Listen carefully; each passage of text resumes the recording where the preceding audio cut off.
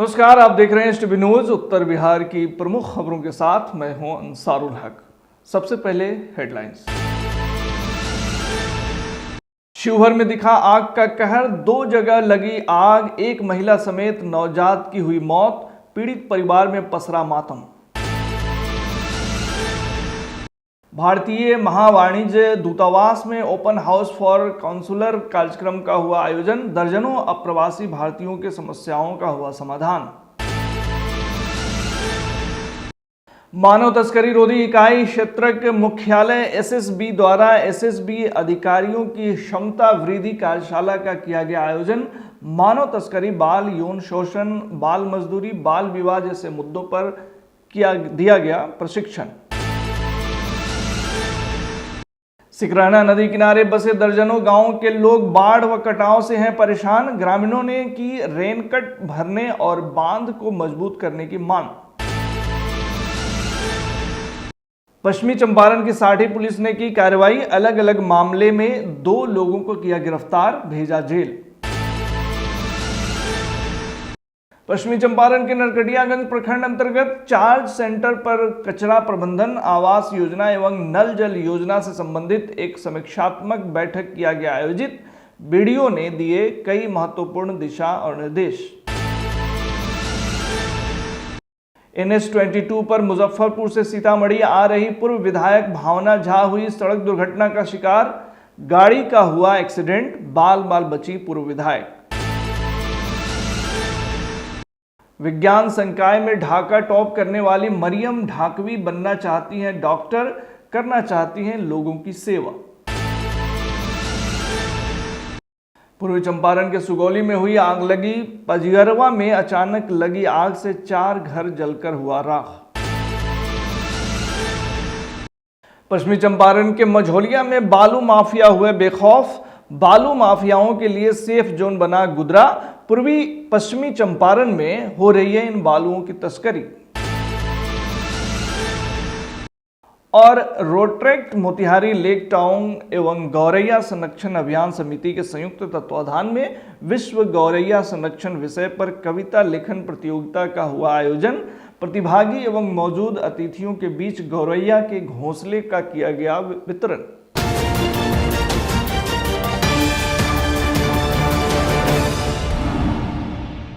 शिवहर जिले में 2 जगह पर हुई आगलगी की घटनाओं में लाखों का नुकसान हुआ है। जानकारी के मुताबिक बेलवा वार्ड नंबर 8 में बिजली की शॉर्ट सर्किट की वजह से अचानक आग लगने से एक महिला समेत उनका बच्चा जल गया और उनकी मौत हो गई। वहीं एक ही परिवार के 5 घर जले। वहीं ग्रामीणों व अग्निशमन के दमकल वाहनों के सहयोग से आग पर काबू पाया गया। जानकारी के मुताबिक रामचंद्र पासवान के घर में शॉर्ट सर्किट होने की वजह से 5 घर जल गए। वहीं महिला मृतिका रंजू देवी, पति रामबाबू पासवान जो रामचंद्र पासवान की साली हैं, वह सीतामढ़ी जिले के परसौनी थाना क्षेत्र के डंडारा गांव की निवासी हैं, जो अपने बहनोई के घर बच्चा जन्म देने आई थीं और बच्चा के जन्म हुए अभी 8 दिन ही हुआ था, जो इस आगलगी के कारण काल के गाल में समा गई। बेलवा मुखिया चंदन पासवान एवं पूर्व मुखिया कमलेश कुमार पासवान ने इस घटना को लेकर दुख जताया है। इस घटना से पूरे गांव में शोक की लहर है, जबकि दूसरी ओर नया गांव में भी आग लगने से 5 घर जलकर राख हो गए। घटनास्थल पर जिला अग्निशमन वाहन पहुंचकर आग पर काबू पाया। घटनास्थल पर श्यामपुर भट्टा थाना अध्यक्ष कमलेश कुमार, डुमरी कटसरी सीओ गौतम कुमार व अन्य अधिकारी पहुंचे और मामले की जांच कर पीड़ित परिवार को सांत्वना देते हुए मदद का भरोसा दिलाया। बेलवा वार्ड नंबर 8 में और पूरी तस्वीरें देख लीजिए। यहाँ पर अगलगी की घटना हुई है और हम आपको बता दें कि इस अगलगी की घटना में 2 एक यूँ कह लीजिए कि नन्हा बालक और एक महिला जल चुकी है। तस्वीरें आप देख लीजिए कि इस प्रकार से यूँ कह लीजिए कि लाखों का ये आग लगने से नुकसान हुआ है, क्योंकि आग लगने का वजह शॉर्ट सर्किट बताया जा रहा है। पहले हम आपको तस्वीरें आप देख लीजिए कि ये तस्वीरें यहाँ पर 10 घर जले हैं, जो इनके परिजन हैं उनके द्वारा बताया जा रहा है कि यहाँ पर शॉर्ट सर्किट की वजह से और आग लगा और उसी में एक नन्हा बालक और एक महिला जल चुकी है जो दूसरे जगह की रहने वाली थी, मगर यहाँ पर आई हुई थी रहने के लिए। मगर वो तस्वीरें हम आपको दिखा पर देख लीजिए कि एक परिवार के ऊपर क्या बीत रहा होगा कि उनका एक आशियाना जल गया है।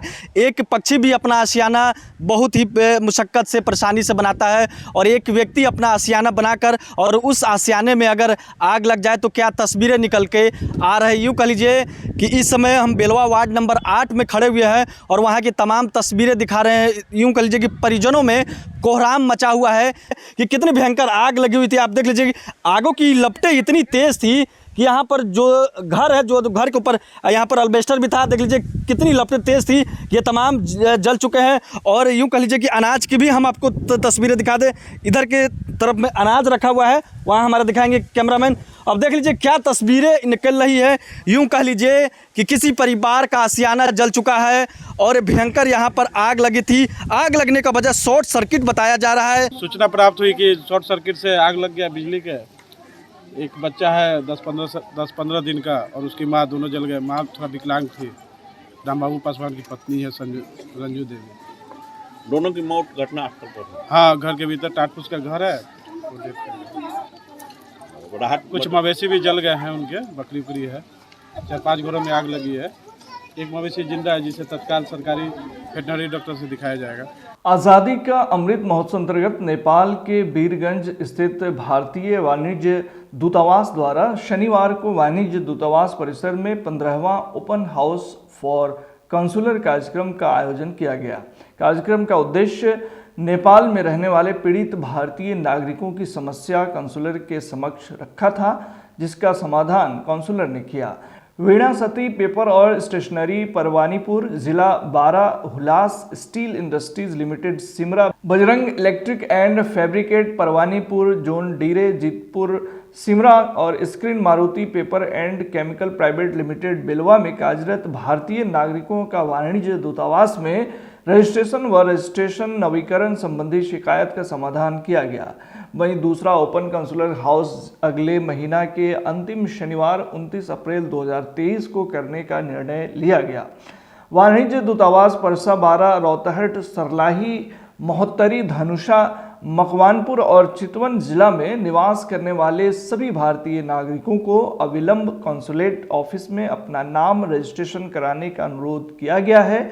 दूतावास ने अन्य तरह के समस्याओं के लिए कंसुलर सेवा प्राप्त कर शिकायत व समस्या के समाधान के लिए संपर्क करने पर जोर दिया। इस अवसर पर कंसुलर तरुण कुमार, शैलेंद्र कुमार और शशि भूषण कुमार उपस्थित थे।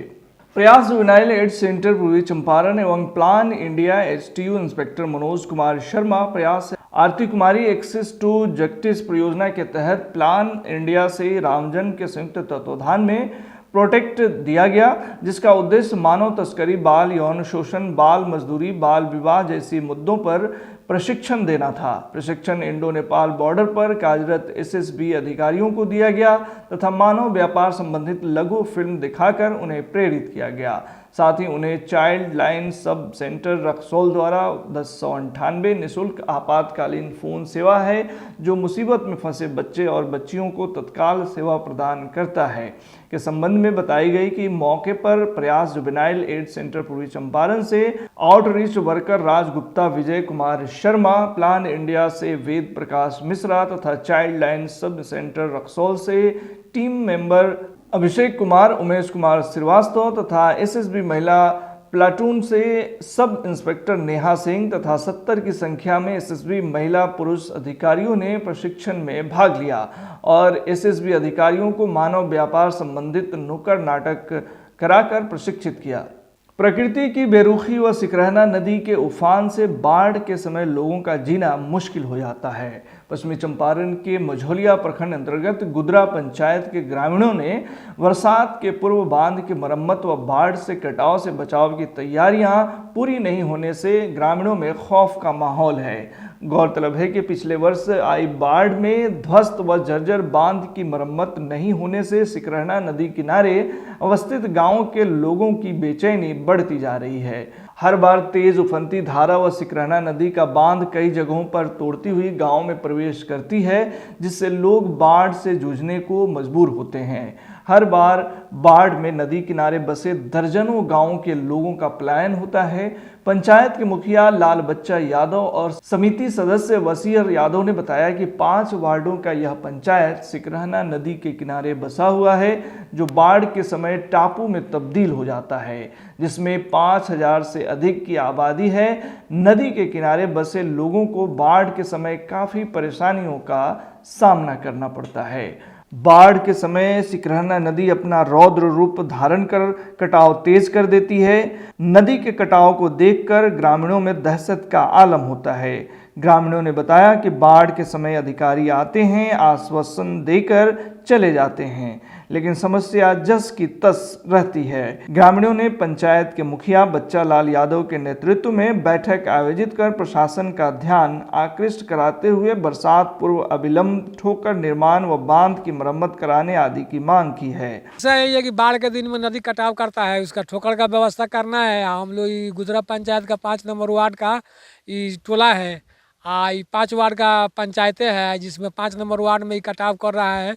बहुत ज़्यादा नदी का बाढ़ का पानी जब आता है उस पर कटाव करता है यहाँ। तो यहाँ चाहते हैं कि इस पर ठोकर का निर्माण कराया जाए प्रशासन की तरफ से। यही है कि जब पानी आ जाता है तो यहाँ सड़क कट गया, मैंने 2 साल से यहाँ पर सड़क की कोई अथी नहीं है। यहाँ सड़क जंजर हो गया है। 2016 में यहाँ पर सड़क बना, आज तक मरम्मती कार्य भी नहीं हुआ है। और यहाँ पर लोग आता है और वोट के टाइम में आता है, आश्वासन देकर चला जाता है, कोई सुनने के लिए तैयार नहीं है। इस टाइम यही समय से आता है सर, हम लोग का बाजार पेटिया सब बंद हो जाता है। अब सब लोग हम लोग सुगौली मार्केट से खरीद कर खाते हैं। अभी तो कुछ मिलता नहीं है। जब पानी आ जाता है तो चारों तरफ से पानी रहता है। और दूसरा में बांध टूटने पर जब पानी आषाढ़ सावन में आता है ना, तो सब लोग माने नेता होता सब आता है लोग, जहाँ अगला बीट में बन जाएगा। अभी जब बनने का सुविधा है तो बन ही नहीं रहा है। कि जो जिस स्तर पर हम लोग खड़े हैं वो पूर्वी और पश्चिमी का मिलन छोर है। यहाँ जब बाढ़ आता है तो पदाधिकारी या जनप्रतिनिधि तो आते हैं, आश्वासन देते हैं, लेकिन उसके बाद में वो भेंट भी नहीं होते हैं। यहाँ कोई सुधार नहीं होता है, ना ही बाढ़ के लिए कुछ होता है, ना ही रोड के लिए। और जब बाढ़ आता है तो मेरा पूरा गांव पानी से क्षतिग्रस्त हो जाता है। पश्चिमी चंपारण की साठी पुलिस ने सूचना के आलोक में कार्रवाई करते हुए 2 लोगों को गिरफ्तार कर जेल भेज दिया है। गिरफ्तार लोगों की पहचान थाना क्षेत्र के बेलवा टोला निवासी प्रकाश मुखिया व सेमरी मिश्र टोला निवासी सुनील मिश्रा के रूप में की गई है। इस संदर्भ में थानाध्यक्ष उदय कुमार ने बताया कि प्रकाश मुखिया को शराब मामले में व सुनील मिश्रा को मारपीट के मामले में गिरफ्तार किया गया है। गिरफ्तार दोनों आरोपियों को न्यायिक हिरासत में भेज दिया गया है। इधर पश्चिमी चंपारण के नरकटियागंज प्रखंड अंतर्गत 4 सेंटर पर कचरा प्रबंधन, आवास योजना एवं जल नल योजना से संबंधित एक समीक्षात्मक बैठक आयोजित किया गया। बैठक की अध्यक्षता बीडीओ सतीश कुमार ने की। बैठक के दौरान उन्होंने कर्मियों को निर्देश देते हुए चयनित पंचायतों में पानी निकासी के लिए सोख्ता का निर्माण जल्द कराने तथा नियमित घर घर कचरा उठाव आवश्यक रूप से कराने का निर्देश दिया है। बीडीओ श्री कुमार ने कहा कि इस दिशा में तेजी से कार्य करना है। वहीं तकनीकी सहायकों को स्पष्ट तौर पर सख्त निर्देश दिया गया है कि पंचायतों में अपूर्ण जल नल योजना को अविलंब पूर्ण कराएं, साथ ही ठप योजनाओं को त्वरित संचालित करें। इसमें कोताही नहीं चलेगी। समीक्षा बैठक में बीडीओ ने यह भी निर्देशित किया कि पीएम आवास योजना के तहत चयनित लाभुकों का आवास जल्द पूर्ण कराएं। हर हाल में अपूर्ण आवास को पूर्ण कराना है। जिन पंचायतों के अपूर्ण आवास होंगे, संबंधित आवास सहायक पर कार्रवाई तय है। बैठक में लोहिया स्वच्छ के ब्लॉक कोऑर्डिनेटर राम विनय प्रसाद, मुखिया अभिजीत कुमार, धीरेन्द्र कुमार, राहुल जायसवाल, प्रभात बैठा आदि उपस्थित रहे। उधर सीतामढ़ी अंतर्गत रूनी सैदपुर से खबर है, जहां राजमार्ग 22 पर मुजफ्फरपुर से सीतामढ़ी आ रही पूर्व विधायक सह जिला प्रभारी भावना झा की गाड़ी का एक्सीडेंट हो गया। इस हादसे में भावना बाल बाल बच गईं, वहीं ड्राइवर एवं पीए को गंभीर चोटें आई हैं। बताया जा रहा है कि भावना झा सीतामढ़ी शहर के ललित आश्रम स्थित कांग्रेस दफ्तर में बैठक के लिए आ रही थी। हादसे से कुछ वक्त पहले उन्होंने रूनी सैदपुर के पार्टी ऑफिस में कार्यकर्ताओं के साथ बैठक किया था। बैठक के बाद सीतामढ़ी के रास्ते में थुम्मा के समीप उनकी गाड़ी अनियंत्रित होकर पलट गई।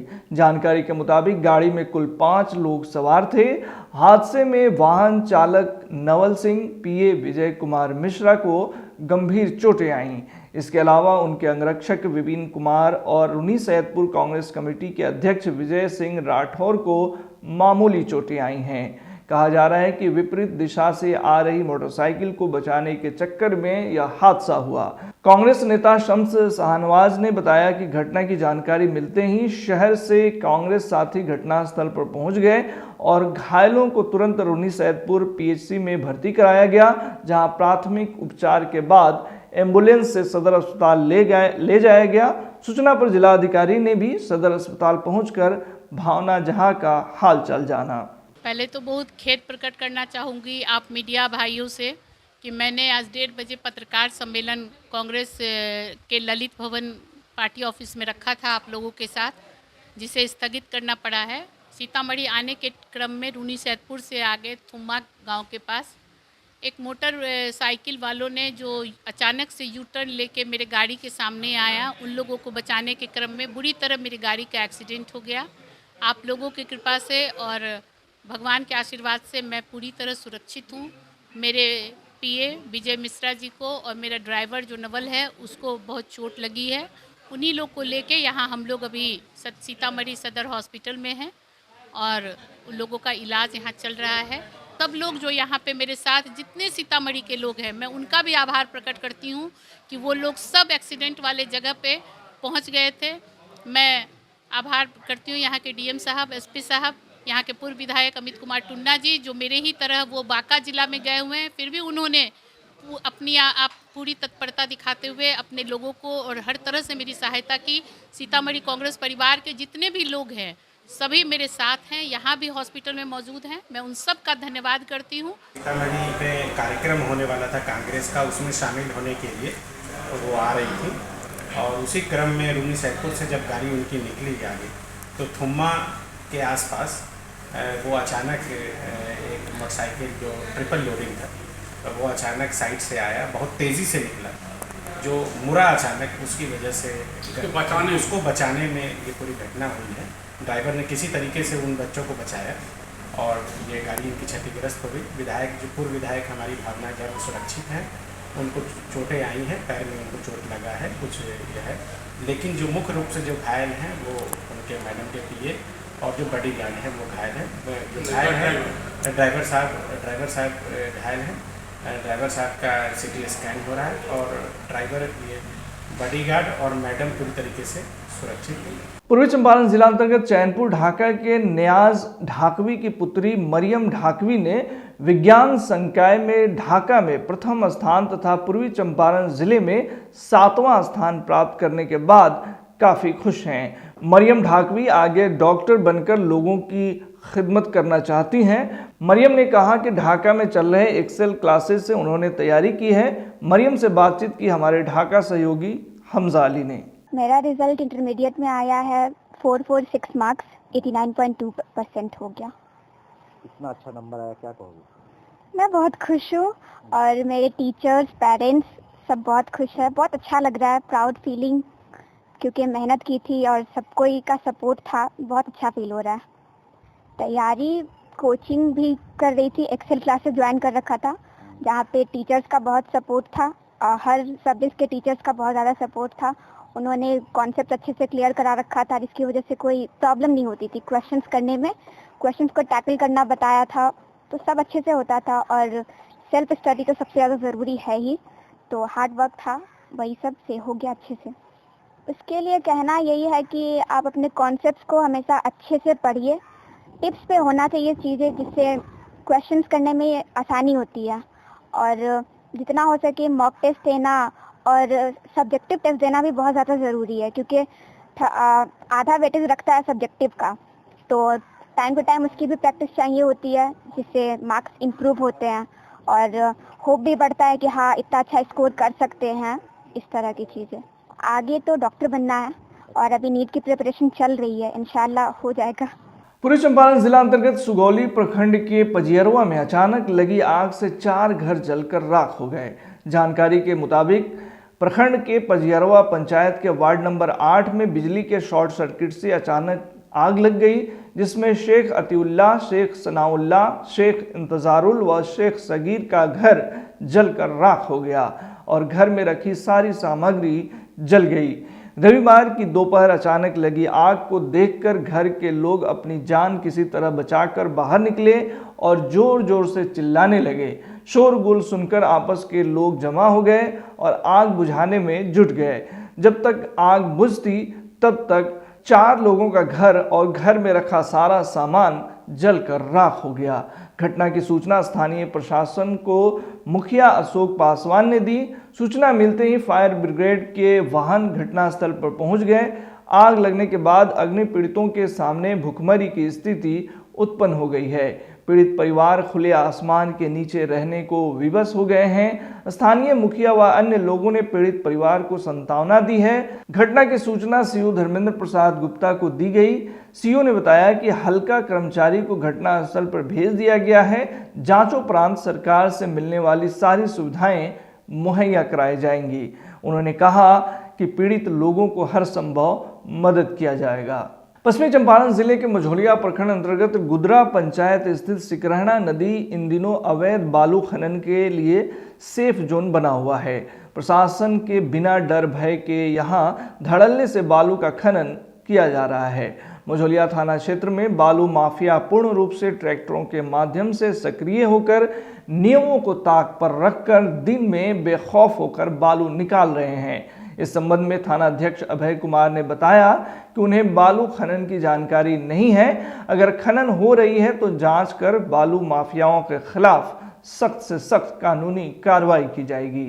इधर मोतिहारी के होटल आदर्श में रोटरेक्ट मोतिहारी लेक टाउन एवं गौरैया संरक्षण अभियान समिति के संयुक्त तत्वाधान में विश्व गौरैया संरक्षण विषय पर कविता लेखन प्रतियोगिता का आयोजन किया गया। कविता लेखन प्रतियोगिता में 18 वर्ष आयु तक के छात्र छात्राएं सम्मिलित हुए। प्रतियोगिता लेखन कार्य के लिए 2 श्रेणी बनाए गए थे। सीनियर श्रेणी में अनन्या अभय को प्रथम स्थान, एशमी श्रीवास्तव को द्वितीय स्थान तथा आयुष श्रीवास्तव को तृतीय स्थान तथा जूनियर श्रेणी में आगा पटेल को प्रथम स्थान, दिव्यांशु राज को द्वितीय स्थान एवं इहान फैसल को तृतीय स्थान प्राप्त हुआ। परिणाम निर्णायक की भूमिका में सत्येंद्र गोविंद, डॉक्टर कुमार कौस्तुभ, डॉक्टर राजीव झा एवं डॉक्टर विनय सिंह मौजूद रहे। कार्यक्रम के दौरान प्रतिभागी एवं मौजूद अतिथियों के बीच गौरैया के लिए लकड़ी निर्मित घोंसले भी बांटे गए। साथ ही उत्कृष्ट लेखन के लिए विजेता छात्रों के बीच प्रशस्ति पत्र भी वितरित किए गए। क्लब के अध्यक्ष राजीव रंजन ने कहा कि क्लब के द्वारा पर्यावरण एवं गौरैया संरक्षण के लिए समय समय पर आगे भी अनेकों कार्यक्रम किए जाएंगे। उन्होंने कहा कि क्लब के अन्य साथी भी सोशल मीडिया के माध्यम से जागरूकता अभियान चलाते रहते हैं। उन्होंने खुशी जाहिर करते हुए बताया कि पटना में सड़क के बीचों बीच एक गौरैया गोलंबर का भी निर्माण किया जा रहा है, जो गौरैया संरक्षण अभियान को और चर्चित बना देगा। गौरैया संरक्षण अभियान के संरक्षक केवीसी विजेता सुशील कुमार ने कहा कि यह अभियान तब तक चलता रहेगा जब तक कि बिहार है।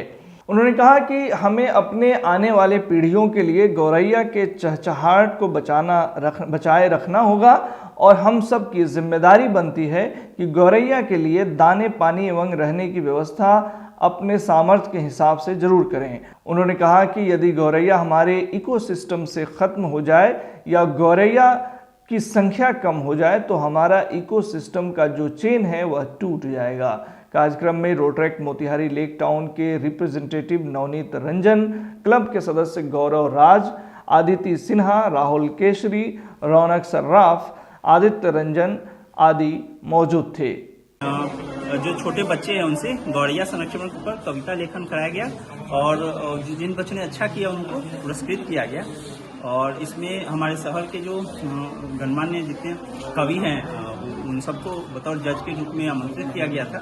बच्चों ने काफ़ी उत्साहित तरीके से भाग लिया और हम अगले साल भी इसको करेंगे। हम लोग को काफ़ी खुशी हुई। इसका उद्देश्य है कि लोग गौरैया संरक्षण पर जागरूक हों, खासकर बच्चे, क्योंकि आज जो बच्चे हैं वो कल बड़े होंगे और उनके दिमाग में अभी हम लोग गौरैया संरक्षण, पर्यावरण संरक्षण डालेंगे तो ये भविष्य के लिए काफ़ी शुभ संकेत होगा।